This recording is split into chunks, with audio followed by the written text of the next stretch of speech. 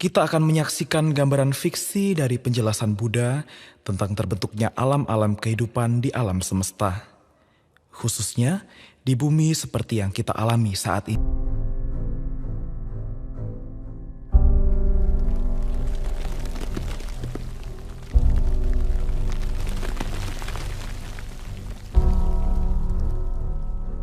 Semua kelahiran dan kematian adalah duka. Penyebab segala penderitaan adalah nafsu-nafsu keinginan. Oleh sebab itulah, kelahiran kembali akan terus berulang. Karena nafsu keinginan untuk dilahirkan kembali. Mari kita mulai perjalanan kita.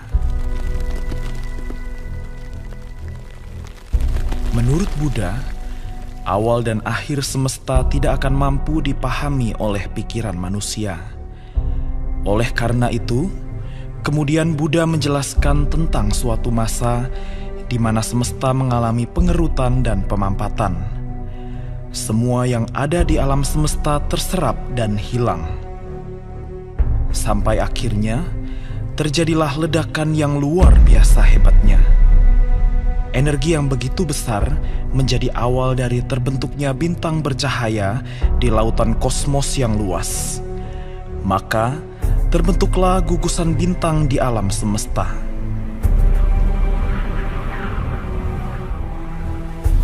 Makhluk abasara yang merupakan makhluk bercahaya tanpa bentuk melayang-layang di atas permukaan samudera yang kelam.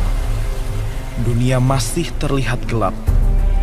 Matahari dan bulan masih belum terlihat di atas langit yang luas. Dunia inilah yang kemudian kita sebut sebagai bumi. Dalam masa yang sangat panjang, tanah dengan sarinya muncul ke permukaan air, berbentuk seperti buih di permukaan nasi yang mendingin. Demikianlah muncul tanah, bau, warna dan rasa sama seperti dadi susu atau mentega murni. Sama seperti madu tawon murni manisnya tanah itu.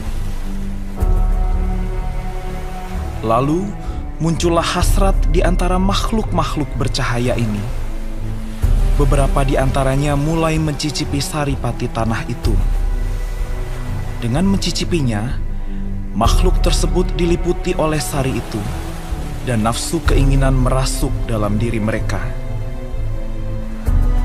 Kemudian dalam jangka waktu yang sangat lama, di antara mereka yang mencicipi dan memakan saripati tanah itu, cahaya tubuh mereka mulai redup, dan akhirnya lenyaplah cahaya dari tubuh makhluk tersebut.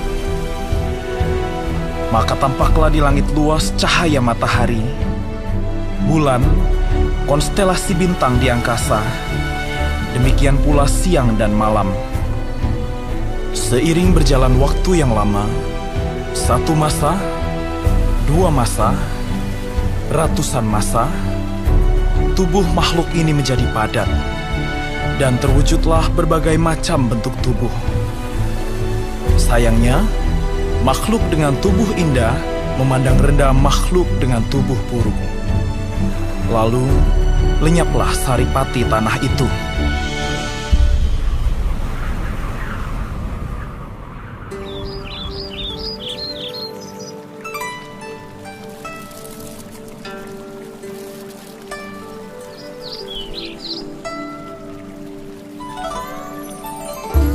Tumbuhlah tumbuhan dari tanah. Tumbuhan tersebut berbentuk seperti cendawan, dengan warna sama seperti dadi susu dan rasa sama seperti madu tawon murni.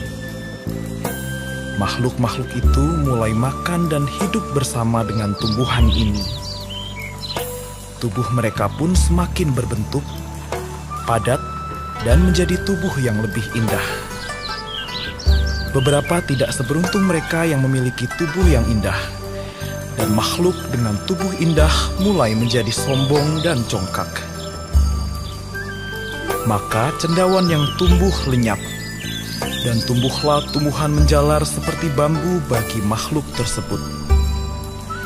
Sama seperti cendawan, makhluk-makhluk ini menikmati dan hidup bersama dengan tumbuhan ini. Tubuh mereka pun makin berbentuk. Lewat beberapa masa waktu, maka lenyaplah tumbuhan ini.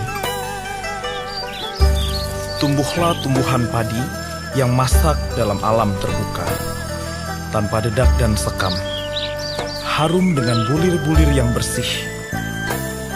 Padi ini tumbuh setiap hari, dan makhluk-makhluk tersebut menikmati hasilnya setiap hari. Maka, mulai terbentuklah tubuh yang laki-laki dan wanita. Karena nafsu keinginan membakar tubuh mereka, maka mulailah mereka menginginkan satu sama lain secara seksual.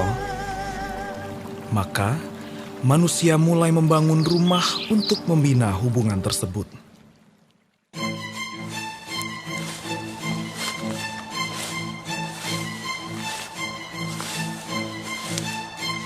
Seiring berjalannya waktu, manusia menginginkan kepemilikan padi yang lebih banyak. Maka manusia mulai menyimpan hasil panen di lumbung-lumbung, sehingga padi yang awalnya tumbuh di setiap hari, mulai tidak menghasilkan setiap hari. Muncullah masa menunggu, muncullah musim, dan manusia harus bekerja keras untuk menjaga hasil panennya. Diliputi dengan nafsu keinginan untuk memiliki lebih, beberapa di antara mereka mulai mengingini kepunyaan lainnya. Tindakan mencuri mulai terjadi, dan tindakan kriminal lainnya menjadi hal yang biasa terjadi. Karena begitu banyak perbuatan kejahatan, sebagian dari mereka berkumpul dan mencari orang yang memiliki kekuatan, kepandaian, dan kebijaksanaan untuk menjaga dan memimpin mereka sebagai raja. Dan sebagai upahnya, mereka membagikan sebagian padi untuk manusia yang ditunjuk. Hal tersebut terjadi terus-menerus, seiring berjalannya zaman hingga saat ini. Sebuah penggambaran dari luasnya kehidupan dari mula yang hanya kehampaan. Dengan semakin kompleksnya kehidupan sosial dan besarnya keserakahan, kebencian dan kejahatan yang dilakukan oleh manusia, maka terbentuklah alam kehidupan penuh penderitaan. Alam binatang karena kebodohan batinnya, sehingga tidak memiliki akal budi seperti manusia. Alam makhluk menderita karena terobsesi oleh keserakahannya, sehingga selalu merasa kekurangan. Alam neraka karena kebencian yang dikembangkan menimbulkan rasa sakit dan rasa panas karena amarah.